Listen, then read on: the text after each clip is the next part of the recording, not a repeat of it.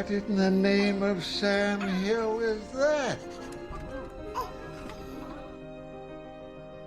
I'll try you out for a couple of weeks, see if it works out. Oh. If I don't like you, I'll fire you. Right. You don't like me? I'll fire you. I am nobody's master, got it? I don't want you here, and I don't want you here. I'm stuck with you. Other guys who were over there, bad paper or not, have come back and made a life for themselves. It sometimes feels that we do harm to ourselves by taking part in this endeavor. Cole Thornton? That's right. I'm Bart Jason. Been expecting you. Get your life in order. But, at this point, you're like the meat in your fridge. If you'd ever get here on time, maybe you'd know what was going on. I wouldn't want to be married to her. I mean, again. You are all fired. Who's been going through my files? You've been looking through my files, haven't you, you little weasel? Seek out the lost little lamb society has cruelly abandoned. Now, enough about me. Now, what exciting things do you have planned for you and me to do? What do you do on Casual Friday? We just come in and do our work, but we dress casually. I don't like it. That was cool! We go together, or we don't go at all. The story is told, though who can say if it be true, of a clan of medieval warriors awoken in modern-day Manhattan, of the animated series that told their story. It is an age of darkness. Superstition and the sword rule. It is an age of fear. It is the age of gargoyles. Welcome to Voices from the Eyrie, a Gargoyles podcast. Hello and welcome to Voices from the Eyrie, a Gargoyles podcast. I'm Zach Joyner, the owner of the website that powers the program, spidey-dude.com, and I am the executive producer of the network that powers the program, the Spidey Dude Radio Network. Before we get started, though, I wanted to thank our patrons at patreon.com/SpideyDude Network, Greg, Jurgen, Vinkman, Scott, Kaylee, and Phoenician. Thank you for your support. And if you want to get this show earlier, check it out there, as well as other fine perks that you'll get whenever you become a Patreon subscriber. There will be some exclusive content that's only for Patreon subscribers coming to you very soon. But before I turn it over to our hosts, I want to encourage you to check out our other fine programs, such as Spidey Dude Experience, ASM Classics, Make Mine Mayday, Bogan Rider Variety Hour, the Salby Sima Era Podcast, Clone Saga Chronicles, and a Spectacular Radio, a Spectacular Spider-Man related show that starred a few familiar names to the program. Please follow the network on Twitter at Spidey Dude Radio and this show at From Eyrie, and feel free to send them feedback at gargoylesvoices@gmail.com.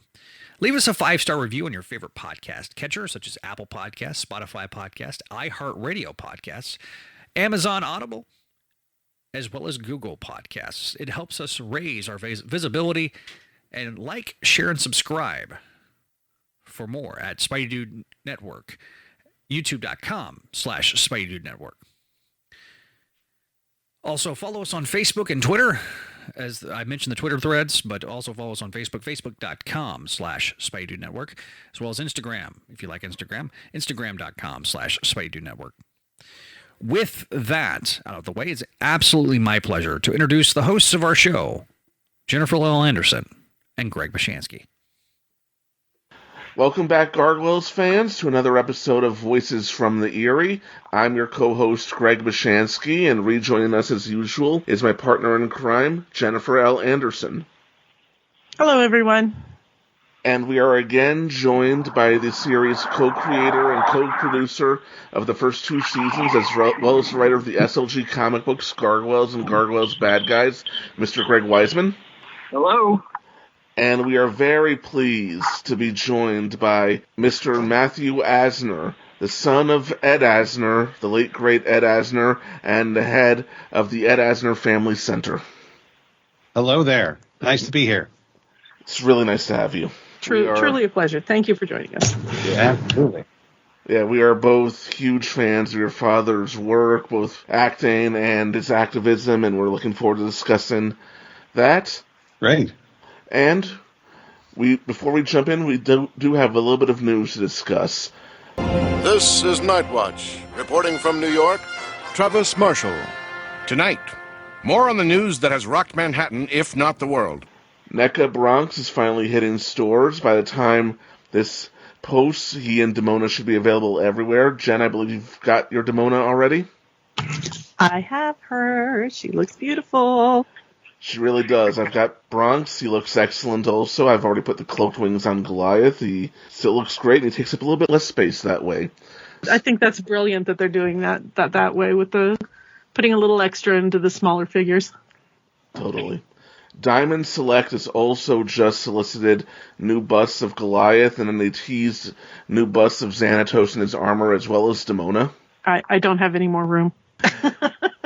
I never thought we'd be getting this much new stuff. And I just have no more room, so I will enjoy those from afar. I'm kind of in that boat also. In less than a year, we went from a decades-long famine, to a feast. I never thought we would get this much, and I'm kind of being priced out of that, and that's a beautiful thing. I'm not even mad about it. Right? It's great. I love seeing it happen. I'm afraid we're out of time. This has been Night Watch. Sleep well. All right, and before we start, we are recording on March 29th, 2022, and today also happens to be the birthday of two people who helped bring Demona to life, and she's a big part of this episode. So Greg Guler, who did the initial character designs, and Marina Sirtis, whose talented voice brought the character to life. Double birthday, how about that? I did not realize they shared a birthday until today. Neither did I. All right, and with all of that out of the way, Matt, we would like to formally introduce you to the show and discuss your father's work and his activism, and we'll start with, what is the Ed Asner Family Center for our listeners who may not know? Well, we're a center. The center was founded by my wife Nava Asner and myself, and we are a center that offers expressive arts, enrichments, and mental health services to special needs individuals and their families. And what prompted founding this center? My wife and I are parents to 3 children on the autism spectrum, and we founded the center to provide services that we really hoped were there when our kids were really young. So we're offering the services that we always wanted, and it was important for us to bring that to the community. Saw a need and decided to step up and fill it. Absolutely, and then we named it after my father because my father was a compadre, an autism advocate, and wanted to add to his legacy by doing that. That is awesome. I have a friend who I've known since college. She teaches special needs children in New Jersey. She grew up the older sibling of a younger brother who is special needs, which inspired her to go into that. She hadn't heard of the Ed Asner Family Center until I brought it up with her, but she's definitely been doing her research on it. She's very interested, and she did tell me she's glad you guys are out there doing what you're doing, and that it's also for the whole family, not just for children, because a lot of times special needs adults seem to get lost along the way. It's for the entire family, and it's we've been in operation now for I think just going on 4 or 5 years now, and it's been very special. The pandemic definitely dealt us a hand, but we took everything and made it virtual for a couple of years. And are just now getting back to in-person events. So we're really excited because we just started a bunch of programs here at the center, and things are definitely hopping up. Beautiful. That is terrific to hear, and I plan to someday make my own contribution. Thank you very much. I will also post the URL on social media and on the page for this particular episode so that our listeners, if they are so inclined, can do the same thing. Wonderful. Absolutely. Yeah.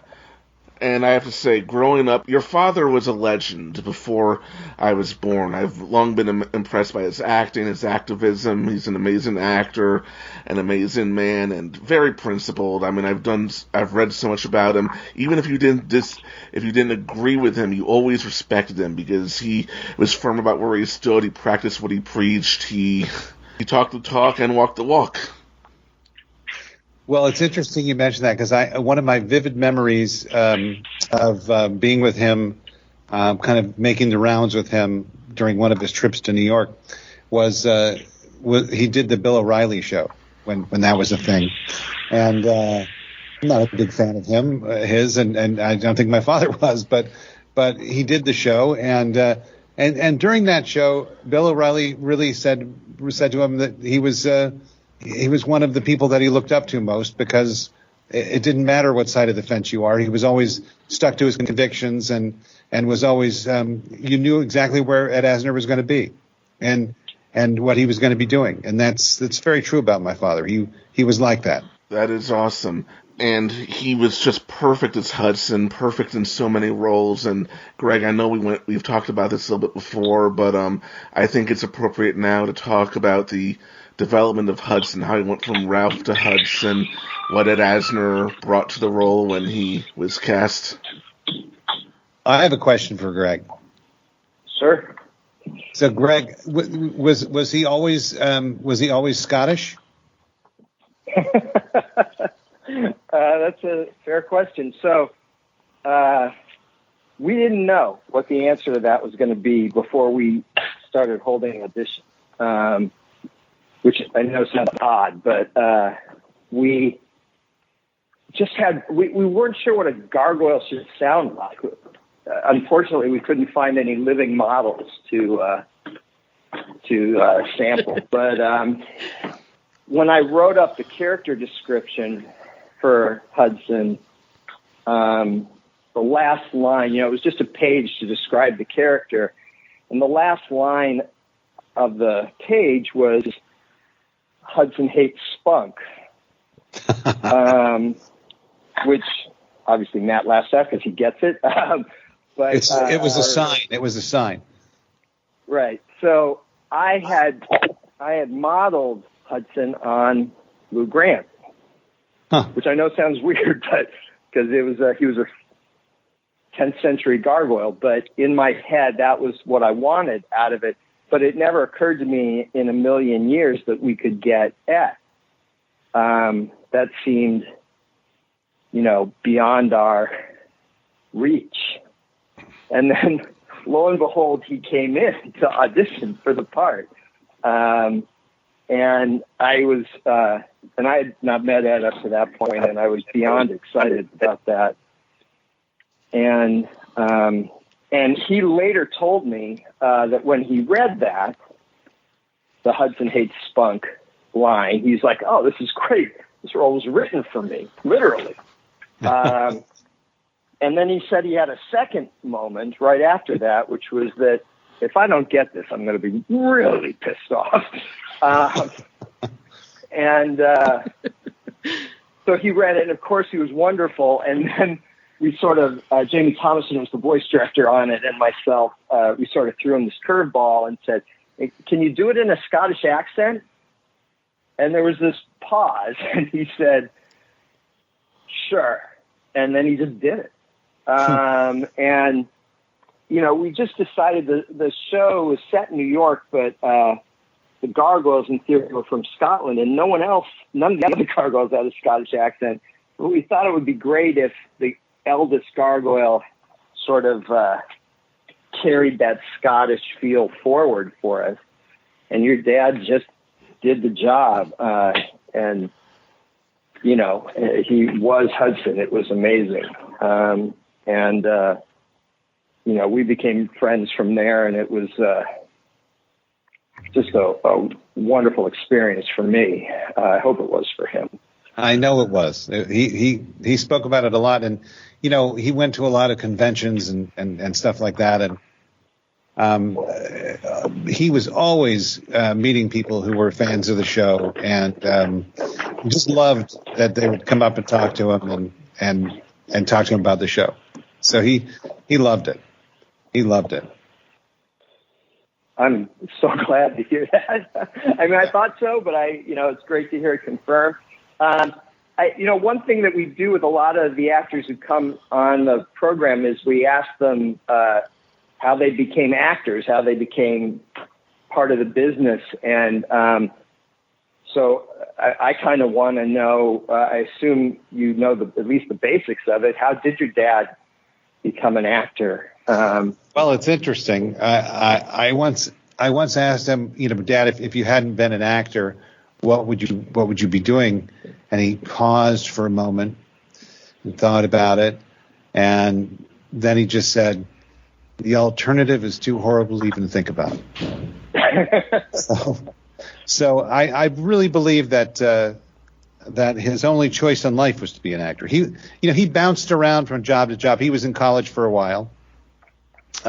He had acted in high school and really, I think, came out of his shell by acting in high school. So he went from being, the overweight kid in the corner to this kind of actor, thespian, and I think it meant something to him. And he saw that he could express himself in a way that he couldn't in other situations. So I think it was great for him to get him out of his shell. After high school, he went to the University of Chicago in Chicago, and while he was there, hooked up with Paul Sills, who started and they started Playwrights together, and then my dad went to the Army, and while he was in the Army, he wrote and performed. And so that's really the origins of his performing. He really felt connected to the world when he performed, and he was able to express himself easily in society when he performed. And so that's why I'm sure he gravitated towards acting. That's great. I mean, one of the reasons that this is so off topic, but I'm going to say it anyway. One of the reasons that I so connected with your dad, both as Lou Grant and then later as a human being, is because he so reminded me of my dad. Yeah. They're both Ashkenazi Jews from the Midwest who played football, and not that my dad's an actor, he's not at all, but, just a similar sort of sense of humor. My dad was in the Army too, briefly, and it just, there was always that sense of the two of them, though they never met, having this sort of feel in common. That is a very common statement from many people. And if there's one thing that I can say that I had to do with my dad in life is I had to share him, because a lot of people considered him their grandpa or their father, and I understood that immediately when I was very young. From when I was very young, I understood that, and he loved it. He loved being that father figure. He loved being the person that people would call if they needed to. He enjoyed connecting with people. He loved connecting with people. Yeah, he was just a joy for me to be with every time, I have to say. And I know I kind of shanghaied the podcast. Yeah, it's all right. You're absolutely welcome to do so. Ed deserves the time. But no, he was a fantastic actor, whether he was playing a fatherly or grandfatherly figure. He made you feel warm and safe. And when he played a bad guy, he was scary. Well, he was convincing for sure. He could always sum up the depths of evil from him somewhere. There was somewhere in him. I don't know where it was. I didn't see the evil ever, but for him to be able to sum that up, I think he had it in there somewhere. There was a darkness in him somewhere. But he enjoyed playing bad guys. I know for the first 10 years he worked in television and movies. He predominantly played bad guys. So, and then he went, then he got well known, and it was a different bag of gold. So he enjoyed when he went into the world of projects like Gargoyles, because he could play wild characters. Hudson certainly wasn't a bad guy. He was not a bad guy at all. But he did play bad guys in other animated projects like Granny Goodness and other characters like that. So he had fun. He had a lot of fun doing voiceovers. He enjoyed it so much. He really thrived on that. He had an amazing voice for it, and especially like in the episode we're about to discuss as well. We were talking about how everybody's voice acting, and it was just absolutely amazing. And you really got to see it focuses mostly on Hudson and flashbacks and to his past, but how he goes from like this confident, I'm the leader, to I'm not so confident in myself anymore. And like, you just feel it in his voice, and he's just so good. Yeah. Yeah. He was a master at subtlety, I think. Yeah. Wouldn't you say that, Greg? Absolutely. Yeah. I mean, just all these little moments throughout the like today's episode. Indeed, we felt like we needed Frank Parr, my partner, and Michael Reeves, the story editor, and Bryn Chandler Reeves, who wrote the episode. We felt we needed an episode that sort of explained for the audience a few things that the pilot backstory hadn't had room to articulate. One of those things was transition to power from Hudson to Goliath. How had that taken place? So this episode allowed us to parallel a lot of events. I haven't seen an episode of Gargoyles for a very long time, so it was great to watch this episode, because it was kind of a trip back to when it was on, and it's great to see them on Disney Plus. I forgot. I think Goliath is played by Keith David, right? Yes. Yeah, he's got such a great voice. He really does. Very distinctive, wonderful voice. He's got one of those voices that gives you chills, like it's the gravitas of it. He does. Sorry? Go ahead. I was just going to say they work so well together. Did they record together, or were they separate? They season 1, we always recorded everybody together.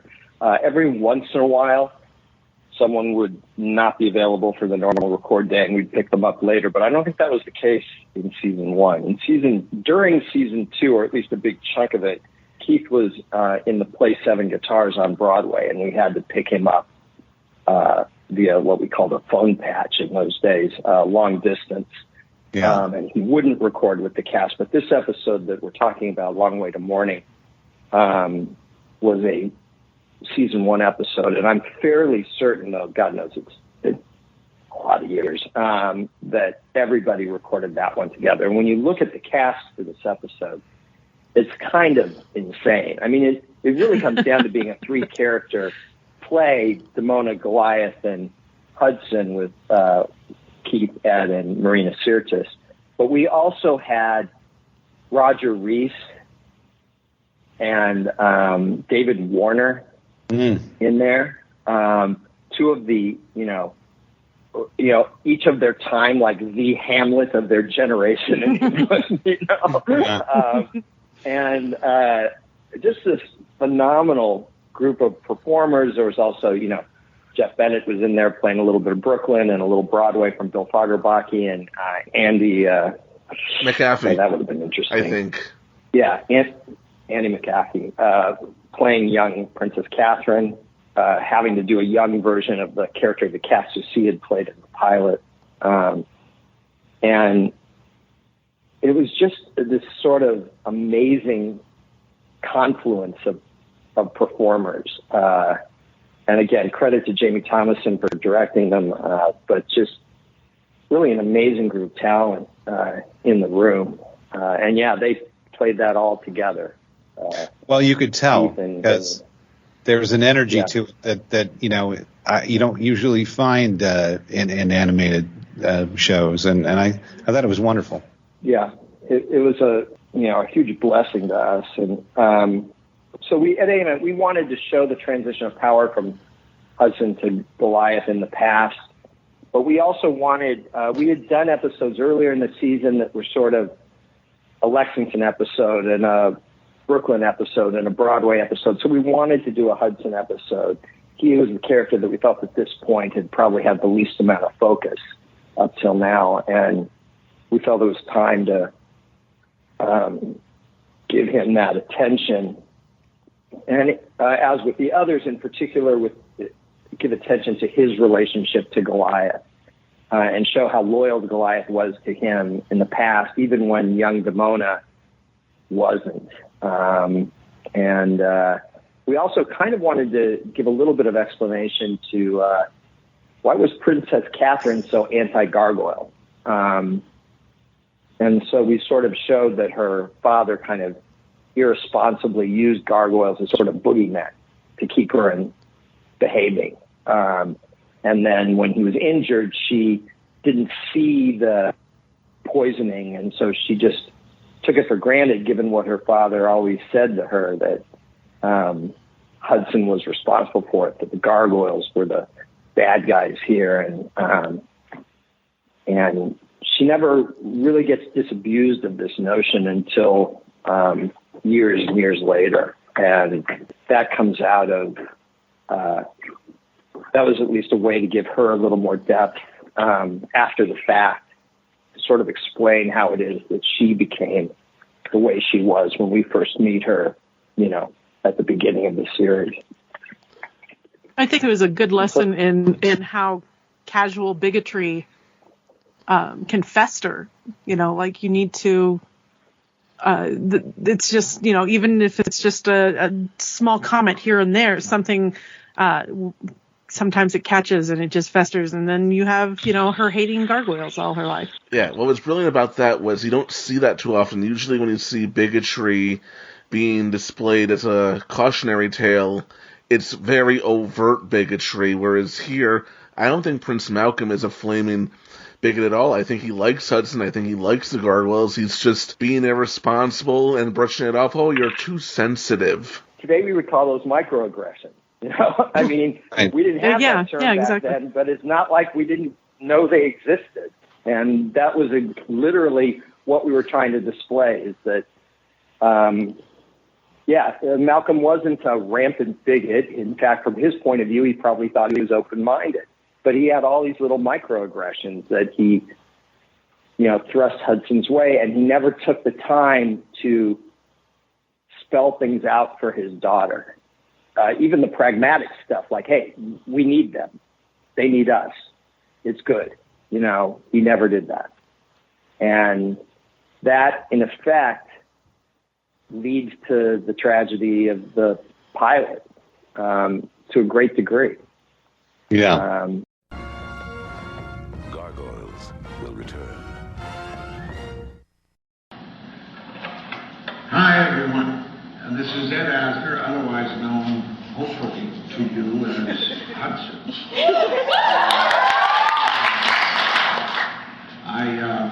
I want to commend you on choosing this series. I thought it was a wonderful, wonderful series. I loved watching it, and I'm delighted that you're fans of it. I had a great deal of enjoyment working with it. It's writer-producer Greg Weisman and Jamie Thompson. It's director. We all worked very well together. And it was always exciting to be there. I of course, resented the fact that I had to be the old geezer. Take them as they come.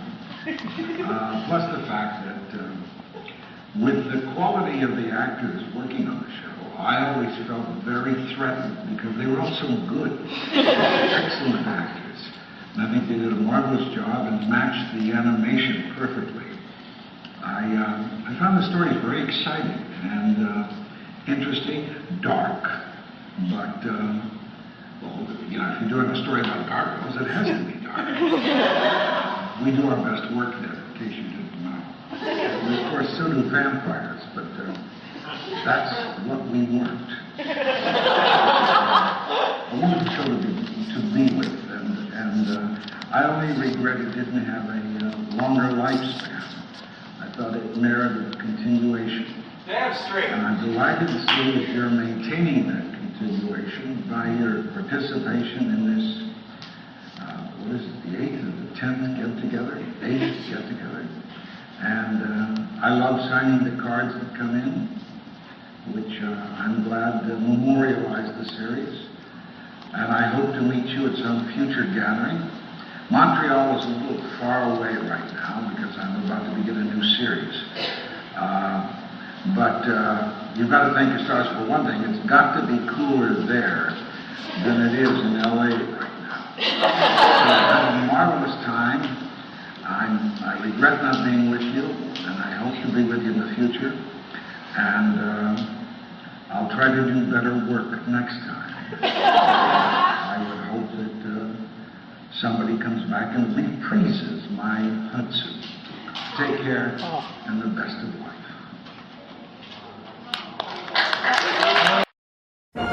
We now return to Gargoyles. So let's backtrack a little bit. How did Hudson go from Ralph to Hudson? From the comedy version to the serious version. Much better name, by the way. Ralph. So in our original development of the show, this was a comedy adventure show.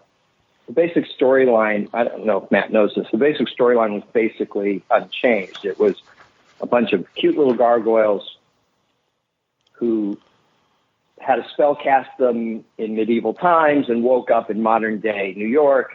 But instead of there being these sort of warriors, they were more like mischievous little, more gremlins than gargoyles, I'm going to say. I mean, they were gargoyles, but they just felt like, you know, little mischievous guys, and we would have fun little comedy adventures with them. That was the original development that Michael Eisner did not approve, which is why we didn't make that version of the show. And one of the characters was a guy named Ralph, who was basically a couch potato. That he arrived in the 20th century and discovered Barca loungers and television sets. And he would be like, yeah, you guys go. I'll watch the castle. I'll take care of things here. But really, he just wanted to sit around and watch TV. And that was sort of the running gag with him. And he wasn't well developed. I'm not going to pretend he was. Although, of course, we would have done more with him if we'd made that show. But we didn't make that show. And there was a version of almost every character, including Demona and Xanatos and not Goliath, sorry. All the other gargoyles, but not Goliath. There wasn't a version of Goliath in the original development. And when the comedy version got vetoed by Michael, my immediate boss, Gary Kreisel, sort of sent me back to the drawing board. And one of the things I did was, which I think we've discussed here before, but is I consulted with various people, including Tad Stones, who had created shows like Darkwing Duck and Chippendale's Rescue Rangers. And Tad had seen an early version of Beauty and the Beast. So I hadn't seen it yet. It wasn't out yet. But Tad had seen it, and he suggested that instead of doing all these little funny gargoyles, what if we did one big gargoyle? with who was more heroic, because we already had the female Elisa character, and he's like, do a more Beauty and the Beast thing, and that really clicked for me. My background wasn't in funny cartoons. Actually, my background was in comic books and superheroes at the time. Not that that's changed that much, but so an artist named Greg Guler and I created Goliath. And we took the entire comedy development of the show and put it through the prism of Goliath, and out the other end came the version of the show that we all know and love. And what that meant is Ralph went through that and came out the other end as Hudson, named after the river. And he became the sort of veteran gargoyle warrior. And you can still see hints of Ralph there, particularly in the early episodes when Goliath is always telling him to stay and guard the castle, while the rest of them go out and do stuff, and episodes where you do see him in a recliner watching television. But you kept some of that. We did. We kept some of it, but it became just a tiny piece of it, as opposed to the raison d'etre of the entire character. It just became, he's older. He doesn't mind, taking it easy every once in a while, but he's still a warrior. I mean, one of the great moments for me in this show is, he's been full of self-doubt. Hudson has been full of self-doubt through the whole episode. And Goliath is like, at the very end of it, after it's all more or less worked out, is sort of like thanking him and feeling, sort of reminding him how much Goliath counts on him even now. And Hudson says, I thought my warrior days were over.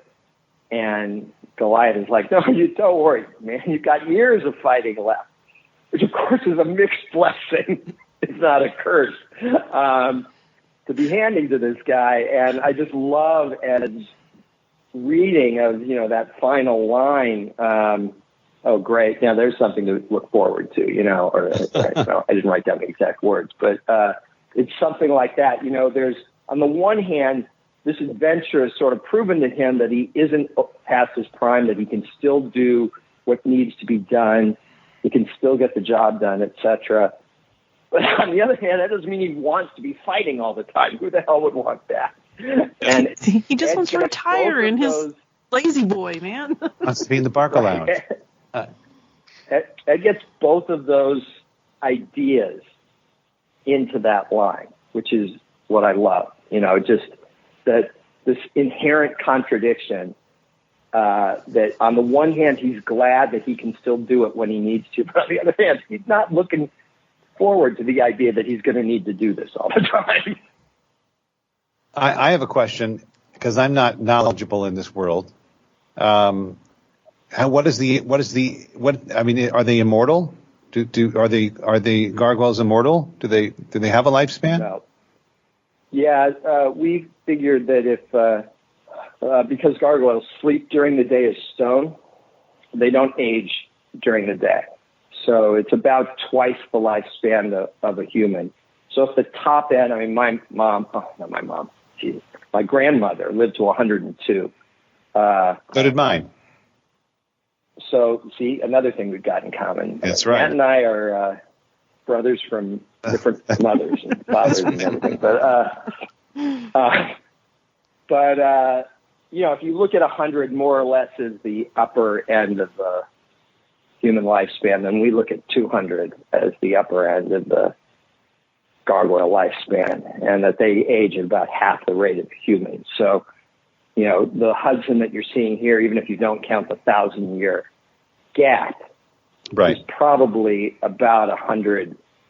I've got an actual timeline where I could, not in front of me, or I could say exactly how old Hudson was in this episode. I just checked about. Yeah, I just checked GargWiki. He's about the equivalent of a 59-year-old at this point. Oh, wow. Right. So that's amazing, and since I'm turning 59 this year. So I feel so old. And, Greg, so am I. Are you really? I am. Are we literally? What's your birthday? We were twins. My birthday is September 9th. You're older. You're so much older. My birthday's September 28th. Oh, there we go. Oh, but you know what? That's my son's birthday. September 28th. Wow. Just checking off the boxes here, man. Yeah, I know. Now People are learning a lot about us, Greg. I now I've completely lost my train of thought. It's fine. What's the next question, Greg? All right, I'm switching gears a little bit. Demona makes this attack on Elisa, an attack she believes is successful, and I love that debate they're all having, because some would say that Goliath is still being very wishy-washy about what to do with this dangerous lunatic. I think he's just being idealistic. Like some part of him still thinks that she can be redeemed at this point. Mm-hmm. Like I feel like he won't kill her. He doesn't want Brooklyn anywhere near her. But he's confused, still confused with his feelings of this was someone he loved once, and to what she's turned into today. And he's still being dreamy about perhaps getting her back. Yeah. Yeah, I mean, we wanted to illustrate that a bit. So one of the purposes of the flashbacks was to show Demona at that younger age, when she is still Demona. She's got her opinions, but she's fundamentally loyal. I mean, she has a great line, which Marina reads well as the young Demona, where it's like, I don't know which of us is more nuts, him for leading, you for following, or me for not leaving you both, kind of thing. She's already got a bit of that attitude that's going to lead her to become the person we see in the present. If the present is 1994. But back in 984, you can still see that, and that's the Demona Goliath wants to remember.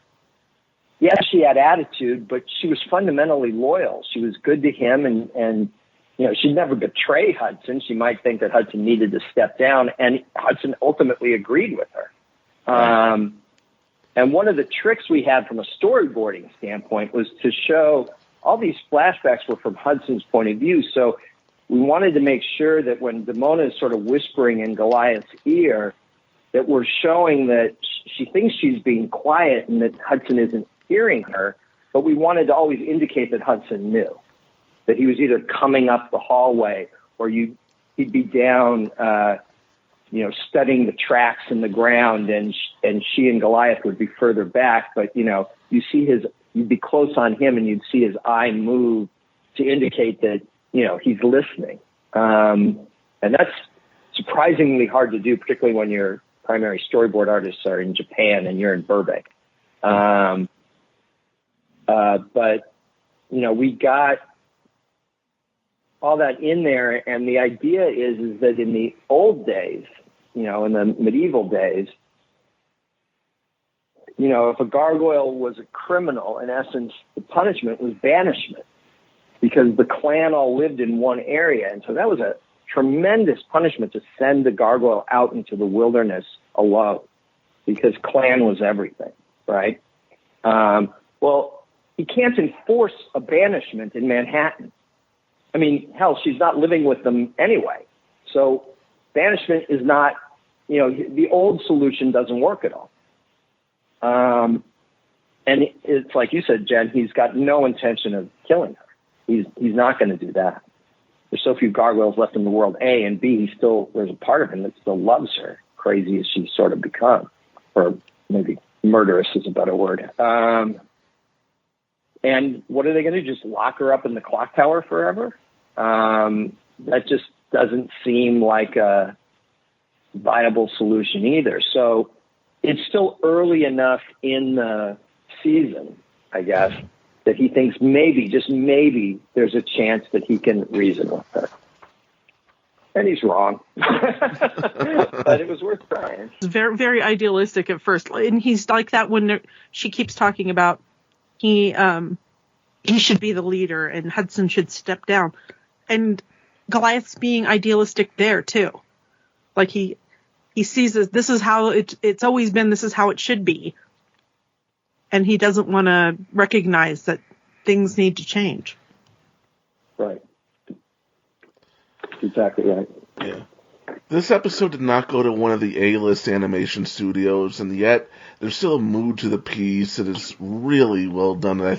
Well done. It's just it's a very moody episode, and whoever boarded some of these sequences, my hat's off to them, especially that entire sequence in the cemetery. But I'm also looking at the present day and the modern day, and you can see the parallels between the two versions of Demona. This is a much more violent version of that, where there she's urging Goliath to step up, not violently do anything, but, talk Hudson is stepping down so that he can lead. And here she is violently trying to remove Goliath so that she can lead. Yeah, I mean, all those parallels between the two time periods, those, of course, were very intentional, and Michael and Bryn and I worked those out in a lot of detail. I mean, as you guys can probably tell by now, this is a show where we were very detail-oriented. And some of our choices wound up just being serendipitous, I suppose. Things like, I don't know, last episode, the Emir. Michael writes a line about the Emir, and then later we make a whole episode about the Emir. But a lot of it was very thought out, and certainly the parallels in this episode were very conscious. So her trying to affect a change in leadership in both everything from our wings will be useless underground, which is something that goes on in both sequences. All those little things, those parallels were intentional to the point where at some point I'm going, are we overdoing it? And ultimately, I don't think it was. But every once in a while, you get this moment where you're going, are we too heavy-handed with this now? But I think it basically is working pretty well. But those were all very thought out and planned. Now, you had David Warner come in as the Archmage. Right. And at that point, just a little part for a great voice like David Warner. Did you know then that you would have him back later? So was that a serendipitous thing? That's one of the serendipitous things, I suppose, in the sense that he was just so good. I mean, it's a little tiny part, and it's kind of a cliche-ridden part. The evil sorcerer, right? But he was so good. He was great. And, and us getting him, and Roger, any of the actors we got, a lot of that was just Jamie, being so good. I mean, Jamie's our voice director, but one of the things that he's also the casting director. And we don't talk about that much because, you focus on the performance.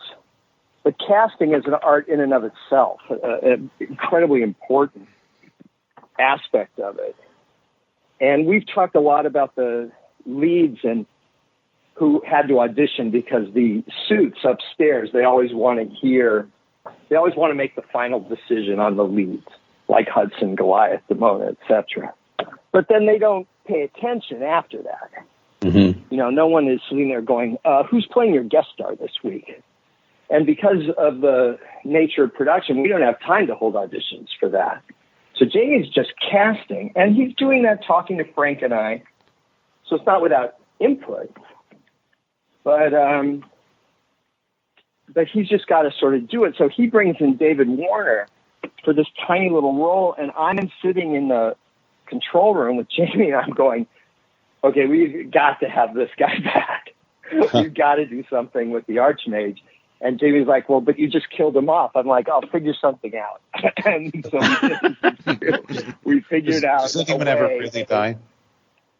Yeah, we figured out a way to bring him back because David was just so good. And Roger, of course, comes back too. Winds up playing a couple little things for us here and there. But yeah, we built an entire triptych of episodes around David Warner's character. One of them, he spends the whole episode talking to himself. And I can't wait to talk about that one. Did David live in the States? At that time, he did. He lived in Los Angeles. I guess he was probably doing a lot of movies and I know he was on a couple episodes of Star Trek: The Next Generation, since that was being produced at that time, and we had half the cast in our cast as well. So yeah, he was in the States then. Roger Rees, I think, was doing Cheers then. Man, my date's slightly confused. Robin Colcord. Because I am almost 59.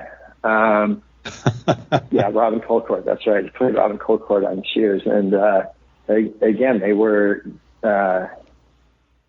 great. But David just, managed to take this tiny little caricature of a part and turn it into something so interesting in such a short period of time. I mean, the Archmage has so little.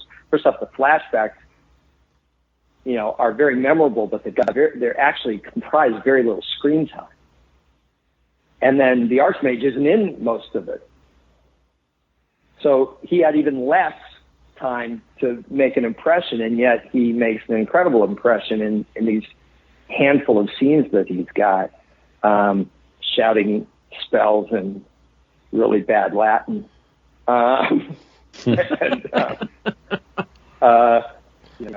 It winds up being something that I'm like, I couldn't resist. I'm like, okay, we've got to have this guy back.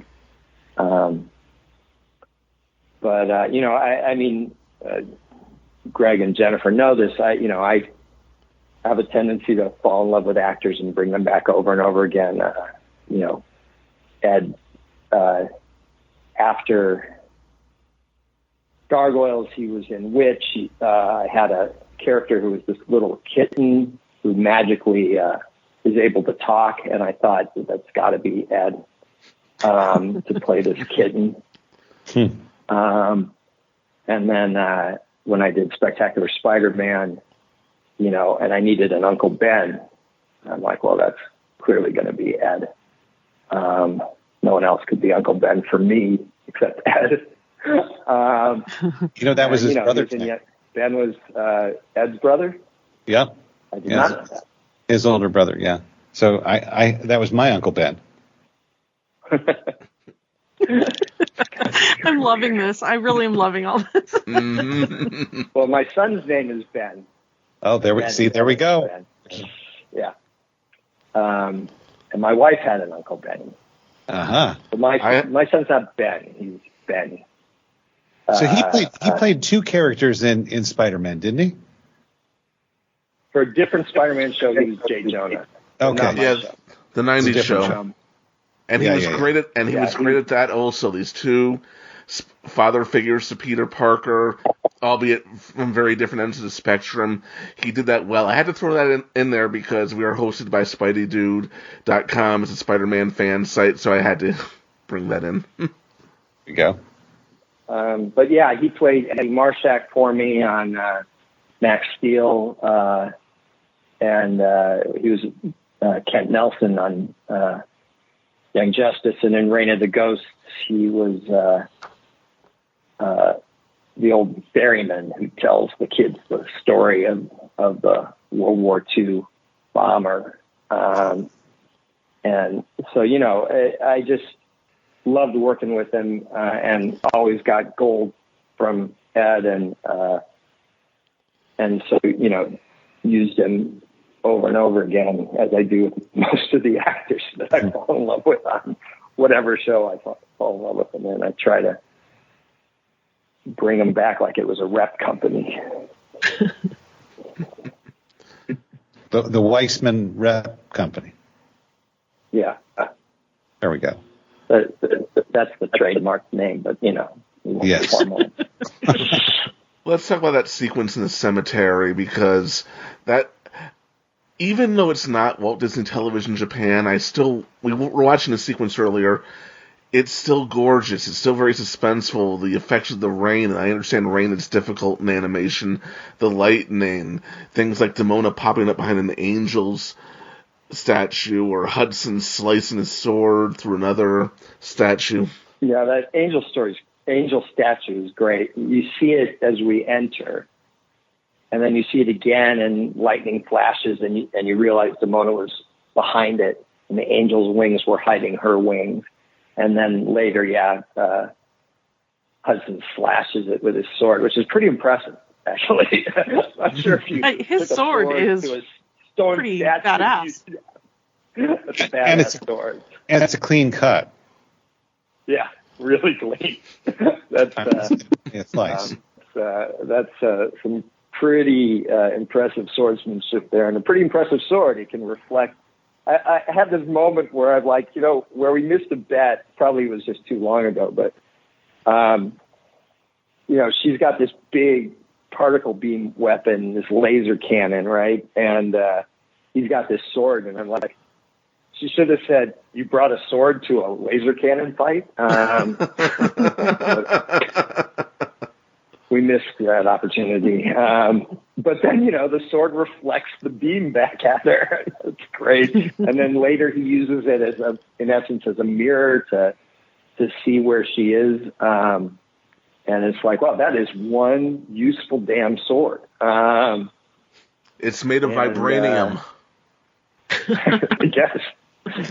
And he stole it from a Viking. So that Viking had a great sword. But yeah, that sequence it is terrific, and again, there's some challenges there. You have that moment where Hudson has put Goliath in the crypt, right?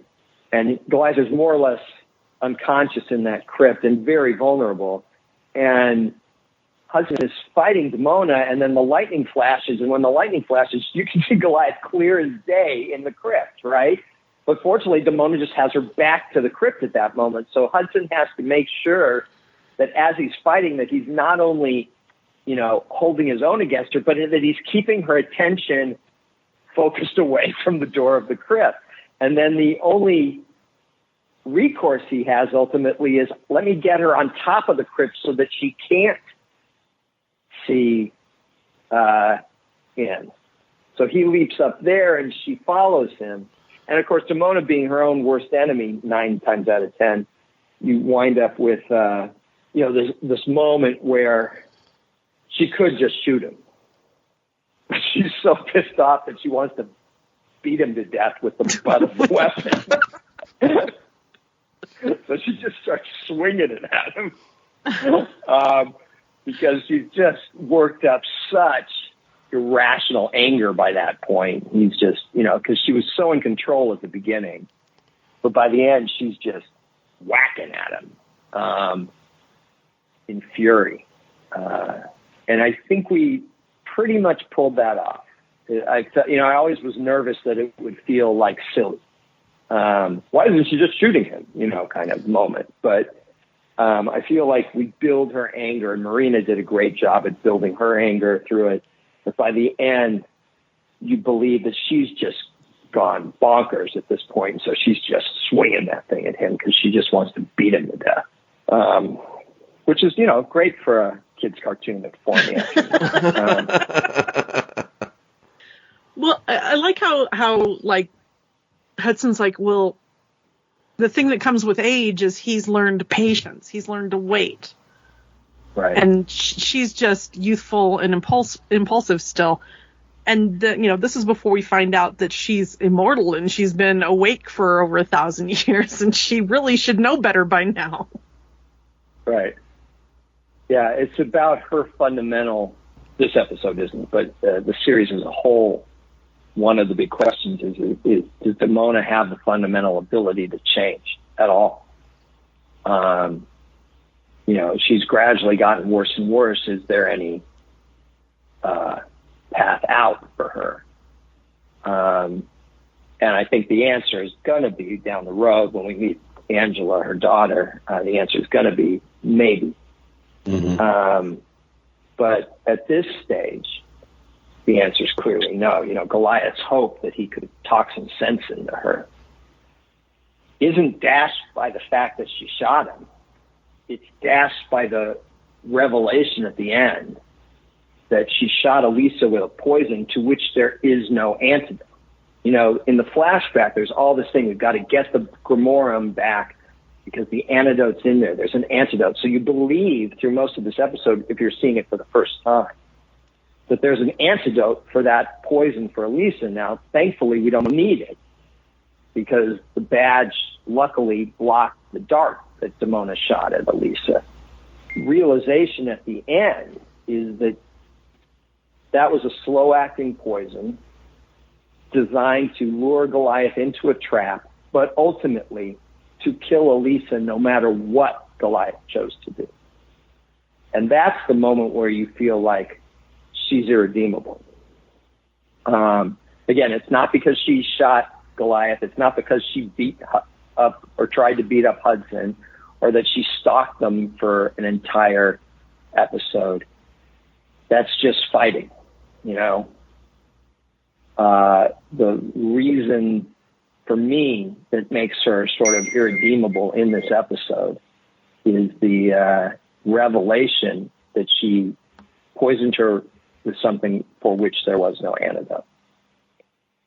And, you know, they're able, fortunately, to write it off like, hey, it's okay. Let's just let her think Elisa's dead for the time being. That's probably better. I think it's easy to sort of slide past that revelation. And you shouldn't, because I think that's the significant moment about Demona's current state, as opposed to the person she was in the 10th century. Mm-hmm. No, I agree with everything you've said, and of course, you are right. That moment where she says there was no antidote, that is a moment that kind of easily slides. In my nearly 30 years watching this show, I never quite focused on that the way you've described it, and you're right, it's there. I learn something new about the show every day, and well, and that ties in with the flashback. Like, Goliath has been through this. Like, we need to get the antidote for the poison thing. So it's the perfect lure for Goliath to pull him in. But in the end, she's just going to kill Elisa anyway. Chilling, or it's meant to be chilling. I hope it's chilling. Well, it is. I mean, her hatred for this woman. Somebody's jealous.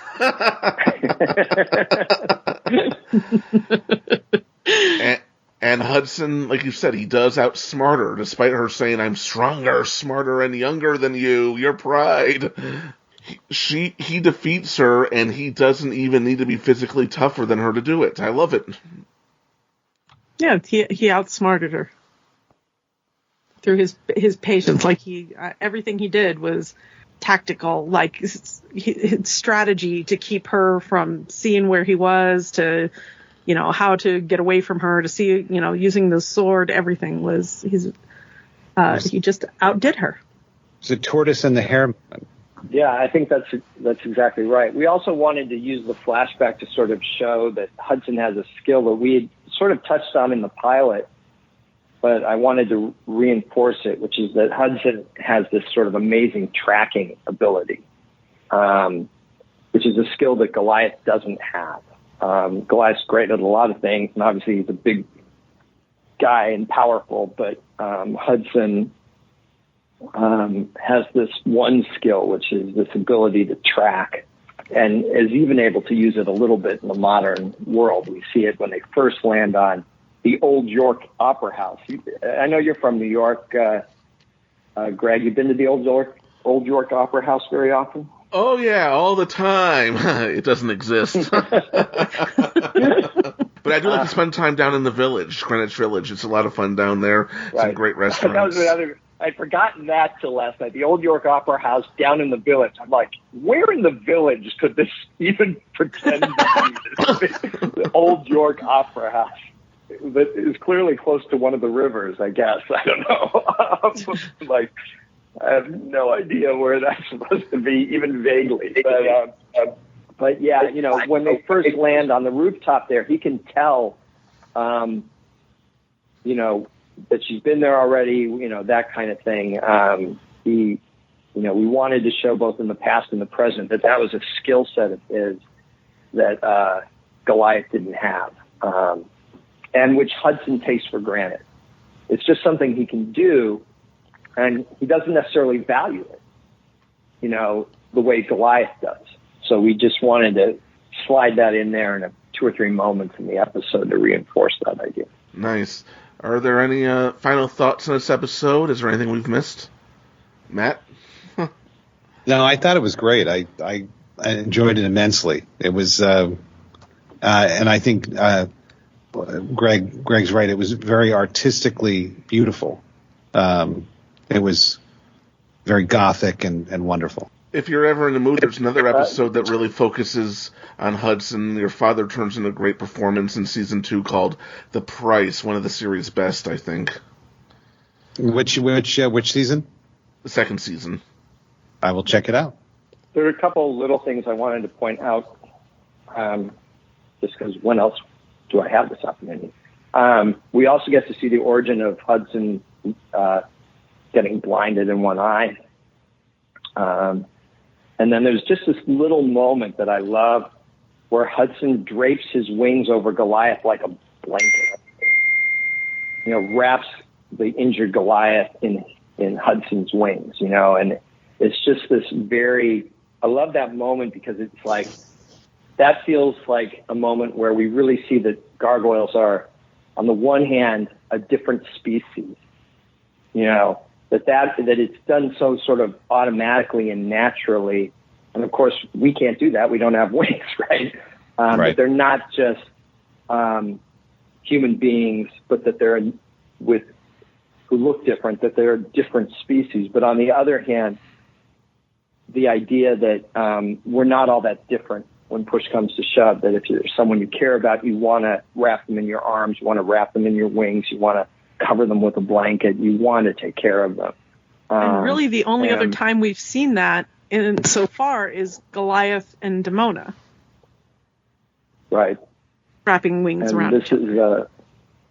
This is a sort of fatherly, paternal version of that. It's an embrace, a different kind of embrace that is alien to us, but natural to them. Right. And so I love that moment. I'd forgotten about that till I rewatched it last night. And I don't know who boarded that specific moment, if it was in the script or not. I have no memory whatsoever, but I just wanted to point it out because I thought that is to me, just a beautiful little moment. Amidst all the chaos of the episode, Hudson stops and does that. Well, in a sense, he is their father. I mean, he's not their biological father, but when we learn about gargoyle parentage, culture, the communal raising, the older generations, he is essentially both Goliath and Hudson's rookery father, which makes what Demona's doing even more chilling, because this is the closest thing to a father she still has. Yeah, that's exactly right, except for the part where you said Hudson. Hudson instead of Demona. Okay, yeah, I misspoke. My apologies. He's his own dad? What? Well, Philip J. Fry was his own grandfather, and there's time travel on the show. Who knows? I love that Futurama episode.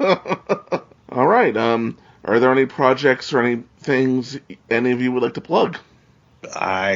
If people want to donate to the center, that's my big project. So that they would just go to teafc.org/donate, and they would donate. That we need the donations to keep doing what we do. Thank you. Awesome. Thank you.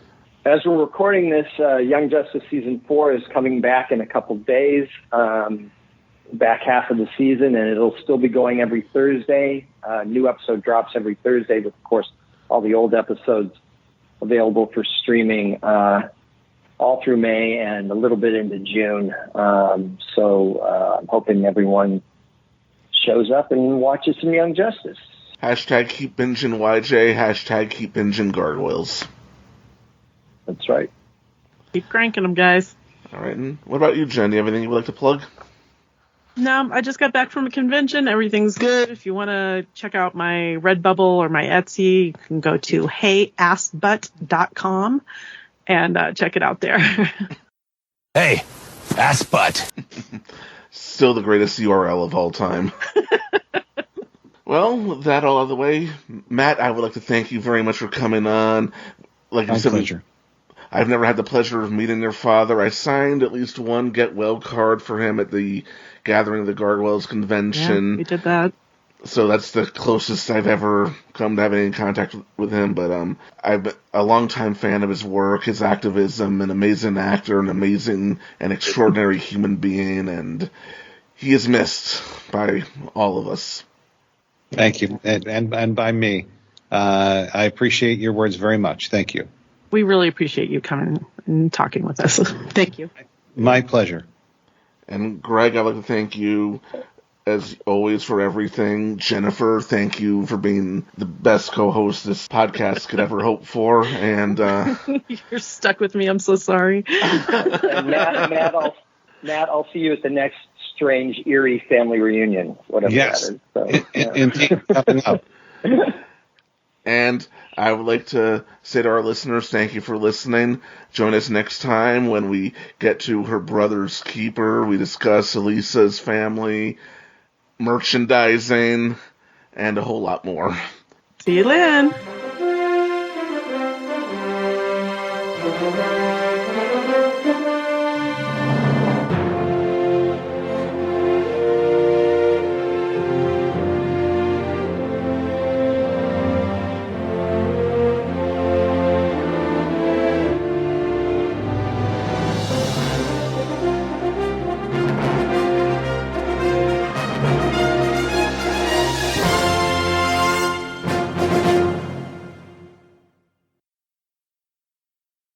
I don't know who's the bigger fool. Him for going, you for following, or me for not leaving you both.